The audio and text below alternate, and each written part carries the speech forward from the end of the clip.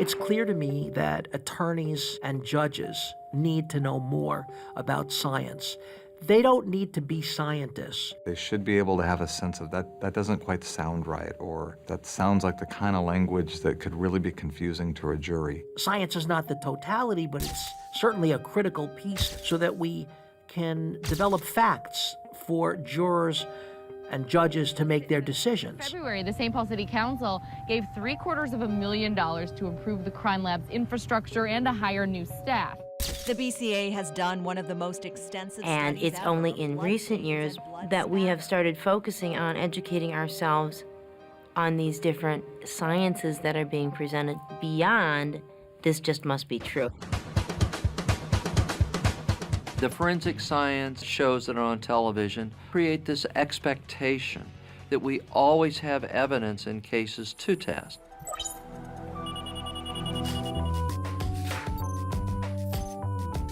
Juries are so used to seeing in the modern media all sorts of scientific and technological innovation, sometimes called the CSI effect.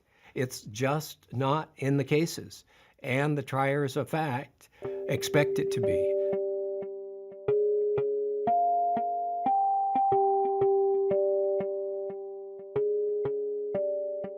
Too many are confused because of the world of fiction, all the television programs and the novels and so on, which have the forensic scientists, the criminalists, and the forensic pathologists going out and following through on the findings that they have come up with in their laboratory. Hey, Bomber.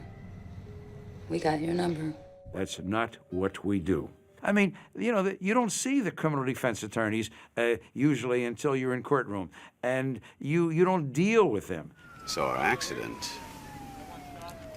is not an accident at all. So it is understandable how these kinds of confused relationships evolve. Hi. Sorry. Welcome to forensics. Well, forensic science is on the border between science and the law. And forensic scientists try to solve problems that are related to the law through science. When we talk about the scientific method, as a general rule, we haven't been taught what the scientific method is. Perhaps in high school, perhaps in college, but we're a ways away from that. That's not our focus.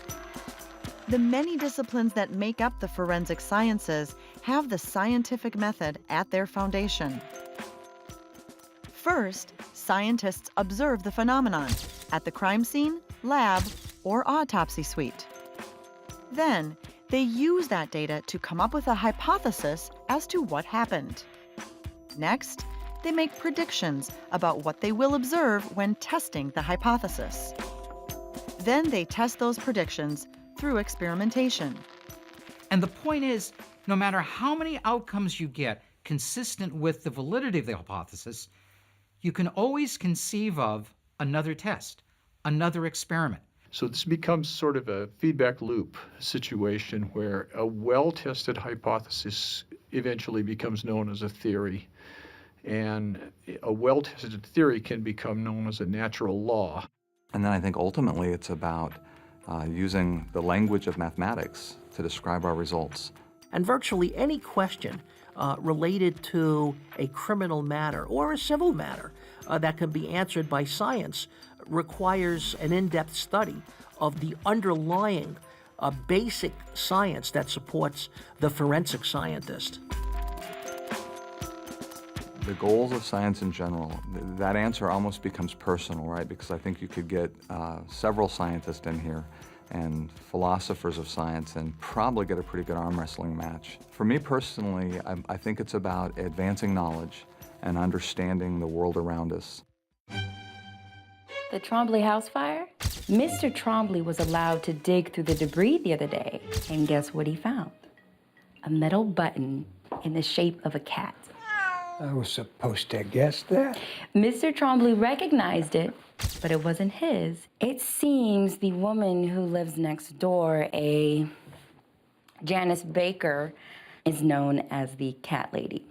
And she's also known for a particular jacket she wears every single day of the year. So how did her button get into the house? That's a fine question. since Mr. Trombley never allows anyone inside to see his lifestyle. I was completely shocked when they brought me in for questioning. I don't know how that man got the button. I'd lost it a week before the fire. The trial is for that exact purpose. It's to define the quest for truth and define whether or not a particular suspect is guilty of the particular crime. It was bound to happen sooner or later. This is a decent neighborhood with hardworking people, and that place was a garbage house. I didn't burn the place down, but I'm glad it's gone, and that's the truth.